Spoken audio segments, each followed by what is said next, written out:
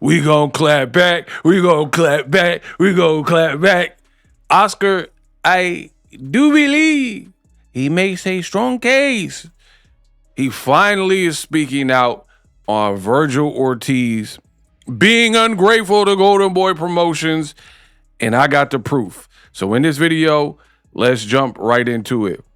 What up, Fight World? It's your boy Ego, and I am back with some more boxing. Now, it's been real rocky. No Sylvester Stallone.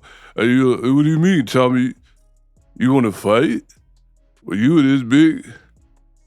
You jaded. The world ain't all sunshine and rainbow. It's a mean and brutal place that'll beat you there if you let it. Ain't nothing is gonna hit his heart in life. It's getting real right. You can win. Hey, yo, what are you gonna be doing? Kill the brother. It's getting real rocky between Oscar and Vergil Ortiz. So I'm gonna jump in the mix. I know y'all got things to do. Oscar is back with the clapback. It's that time of the week again. Time for the only segment in boxing that gives you the facts and makes you laugh. It's Clapback Thursday. There won't be many laughs this week because I never think it's funny when a fighter tries to fuck me over. But the verdict is in, and Vergil Ortiz's master plan to break his contract with Golden Boy Promotions was shot down by a federal judge in Nevada. I know many of you have been waiting for the details regarding all this bullshit, so it's time to finally give you the facts. Here's the timeline of how it all went down. Pay attention, he about to break it down. Oscar De La Hoya said Vergil Ortiz is ungrateful, and a federal judge said, bad. I hadn't heard from Vergil Ortiz since his fight back in November, where he openly praised me for being a great guy and a great promoter. He is probably one of the most successful promoters in the history of the sport. And he has always been done right by me. I have nothing bad to say about him. I mean, he's gone out of his way. He texts me all the time. He's called me, he's FaceTimed me on Christmas. He does his job. I mean, everything that he's done, I think that he's done with good intentions with me. And I can't say anything bad about the guy. Oh, hey, right off rip, Oscar and Cookie. He doing like Boxingego, put them receipts up in. Everything was terrific, right? And his father even sent me this message over the holidays. Then... Hold on, let me read it. Virgil's dad. Merry Christmas, Oscar. Hope you had a wonderful Christmas, champ. By the way, you 12 days of Christmas is legendary. Ha, ha, ha. Thank you, man. Have a blessed new year. And 2026 will be huge. So, yeah, Oscar has proven his point that Team Ortiz and Golden Boy seem to be on the same page. Boom, boom, boom, up until recently. Out of nowhere, Virgil served us with a lawsuit in January to get out of his contract. So who was behind this lawsuit? The worst manager in boxing, Rick Meridian. Rick demanded that Virgil get paid triple what we're contractually obligated to pay Virgil for the Boots fight. We were ready to make the fight, and I was lobbying to get him the most money possible. But Rick, being the selfish asshole he is, tried to line his own pockets and felt the grass was greener with the others who interfered on the other side. And now, thanks to his poor advice, Virgil's sidelined. And Bro, ain't that exactly what I said in my video, in my Unpacked? I said, you thought the grass was greener, literally said those words, that phrase. You thought the grass was greener on the other side. You were going to just hop over the fence and do a deal with Eddie Hearn, and everything was going to be sunshines and rainbows.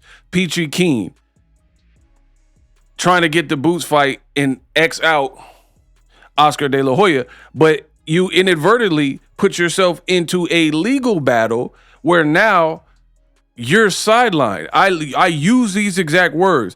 I try to tell y'all don't want to listen, but the proof is in the pudding. I am the best in the business, and it's not even close. Literally what Oscar is saying is pretty much verbatim, using the same vernacular as Boxingego. You try to be a hero and commission a deal whilst being disloyal to Golden Boy. And now you're in a legal battle, which Oscar has won the first 2 rounds. And for the foreseeable future, you up out of here. He's headed to waste more money and time in mediation. And that could last years. Virgil, I still want to believe you're a good guy. Bro, he said it could last years. Remember, I said this is going to be at least probably 6 to 9 months. You could have had a kid in that time, possibly years. Now Oscar's confirming it. Clap. And you received the worst advice on the planet. We always did right by you. Treated you with respect. Remember when we were in Texas and I sent President Eric Gomez to sit with you while you and your father cried about pulling out of the fight the week of? And this was the second time this happened. And still, we believed in you. I generously gave you $200,000. Did you forget about that? These are the facts, folks. Oh, and we had to constantly deal with your hothead father, who couldn't be less gracious or appreciative. And if you don't believe me, let me show you something, everybody. Here's a clip of the night before Virgil's last fight in November 2025, where his father got into a fist fight with a heckler, and my Golden Boy employees had to break it up. Bro, what is this? I ain't never seen, hey, Oscar up in them crates. I ain't never seen this clip. He said, yo, Pops is wilding out here. I ain't never seen that clip.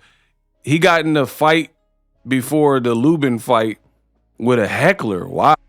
And if you don't believe me, let me show you something, everybody. Here's a clip of the night before Virgil's last fight in November 2025, where his father got into a fist fight with a heckler, and my Golden Boy employees had to break it up while he was rolling around the floor of the hotel lobby shirtless. I mean, of course, my team was kind enough to protect you, Virgil, and begged the man your father assaulted not to press charges. Jesus Christ, this is the shit I have to deal with, and you're still this ungrateful? I protected you like family, and you turn your back on me? Virgil, I know the lies Rick is telling you, and how deep you are in this bullshit. You're gonna keep racking up the legal bills and burning money. Look, what Rick didn't tell you is that you could potentially stay on the shelf for years, just like Mikey Garcia did.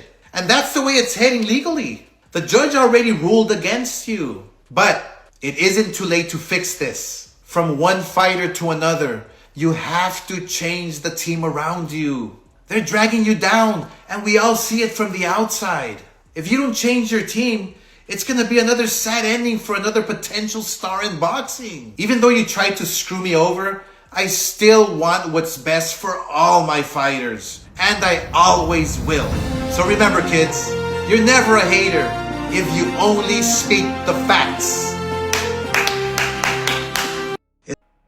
Wow. Wow. Excellent stuff from Oscar. Bro, he cooked. I ain't got nothing else to say because what he said and what I've been telling y'all is it stands. Right now, you look crazy. You already lost the first 2 rounds to Golden Boy, and you're being advised to go this route. You know, it's like Jay-Z said, I don't know why you avoid, what'd he say? I don't know why your advisors ain't forewarn you. Don't bark up that tree will fall on you. I don't know why your advisors ain't forewarn you. I don't know. But now you're into the thick of it. Into the thick of it. And Oscar's on your helmet. Pause.